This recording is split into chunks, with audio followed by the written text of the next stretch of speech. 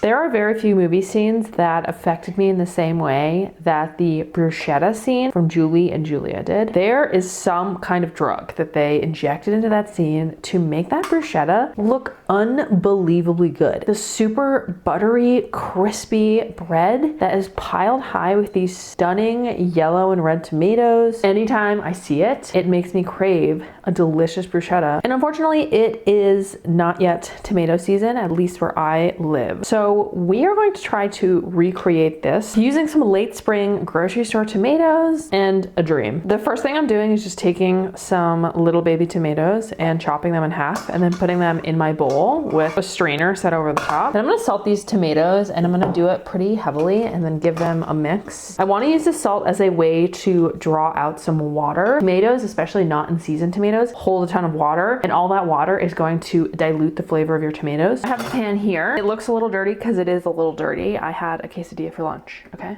I'm turning this on a medium heat and then I'm gonna add what some may consider an obscene amount of olive oil. The bread needs to like almost fry in the olive oil. I'm gonna let these like slowly fry in the oil, eventually soaking up all the deliciousness. Okay, slightly disappointing development here is that I don't have any basil, which is arguably a very necessary part of making bruschetta. I do have some ramps. Thinly slice up the leaves. So I have the bottoms of the ramps, chop those up. I'm gonna toss in the bottoms of the ramps, the white part. And then I also have 1 clove of garlic that I am going to microplane into this bowl. And then I'm gonna take some of this dark balsamic. And then I'm also gonna do a small splash of red wine vinegar. And this is just gonna sit off to the side just as a way for the vinegar to soften up the flavors of the harsh garlic. Tomatoes have been sitting for like 30 minutes. I really wanna make sure any remaining liquid is out of these. So I'm gonna employ my salad spinner.